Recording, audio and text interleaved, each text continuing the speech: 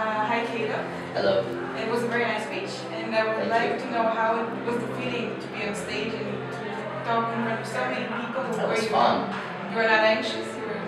Well, a little before I went on stage, but once I started going, it was, I don't know, I enjoy performing, especially talking about my work, because I spend so much time just thinking about this sort of thing. It's nice to get a chance to share it with some other people. And your topic is what makes things funny? Yes. Insights on a dead chicken. Well, that's more the title of the talk. This is the subtitle. Yeah, that's the subtitle. How did you decide to research on what makes things funny? Well, as I tried to explain in the talk, it was more out of a personal interest. I wanted to know why I was so amused by things that I also thought were so wrong, or things that I was so disgusted by, but at the same time I was amused. I thought that was strange, because humor is normally thought of as a very positive experience, but yet I would seem to be experiencing it in response to these negative stimuli or events. And so I started working on this more narrow topic with my collaborator, who was a professor at the University of Colorado. I was a doctoral student there at the time. And when trying to answer this fairly narrow question of why moral violations are humorous, stumbled upon what we think is a pretty good general explanation of all types of humor. And we've started a number of subsequent projects to look at either new predictions made by this theory or to try to explain humor in other domains like marketing and advertising. And it's been a fun and generative process, I think.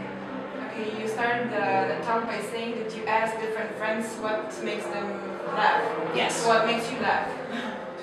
What makes me laugh? I usually, to use the language of our talk and my theory, I usually laugh at fairly strong violations. So the chicken scenario that I talked about, that everyone else thought was totally went way too far. For me, that is very, very funny.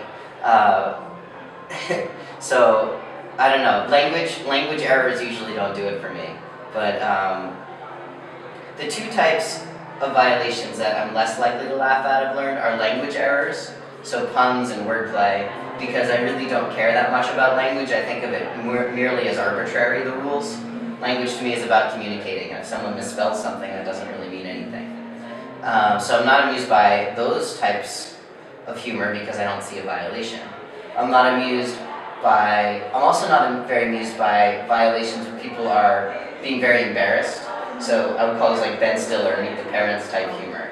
To me, I feel bad for the person, I feel embarrassed. So that type of humor for me isn't very funny, but almost any other type of violation, I have a pretty easy time seeing as benign, unless, provided a person's not seriously maimed or injured or distraught. Why do you think that the perceptions of what is funny change among people? Is it because of the cultural background that they have, or it's many different Absolutely. Well, it's both the cultural background and their position with respect to whatever violation there is. What is considered a violation varies dramatically depending on a person's individual belief structure, their position within society, within nature, and the culture that they're in. Similarly, what's considered benign changes as well by all of those factors. So, as I tried to mention at the end of the talk, but didn't have a lot of time to explain, what seems like a benign violation to one person, to someone else might seem totally wrong. There's no way they can see that as benign, but to a third person might seem just totally irrelevant. There's no violation at all. So for that reason, what seems funny differs dramatically across people and across cultures. Okay, my last question is because just to explain what benign violation is in itself, and to maybe give an example, like the example with tickling, which was really, really fun to hear. Yeah. Well, maybe I should begin by bringing in more of an evolutionary perspective on humor. If you look at where laughter began, it began before speaking, often with apes and then with babies as well. And it's in situations like tickling or play fighting or when someone's being chased, where there's a physical threat.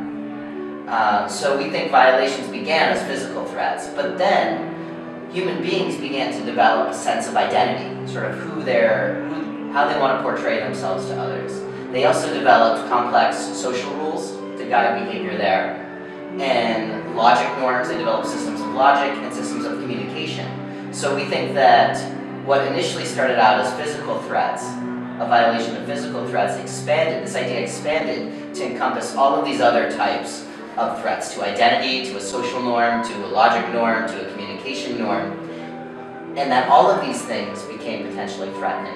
And so instead of just being amused when a physical threat turns out to be benign or not threatening, when any of these types of violations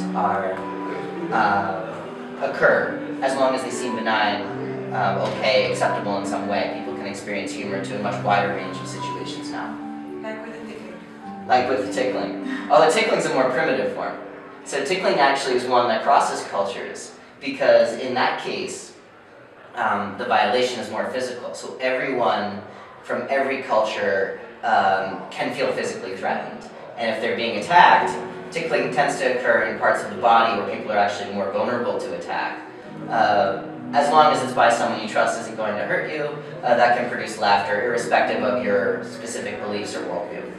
Yeah. Or if it's a creepy guy, as you said.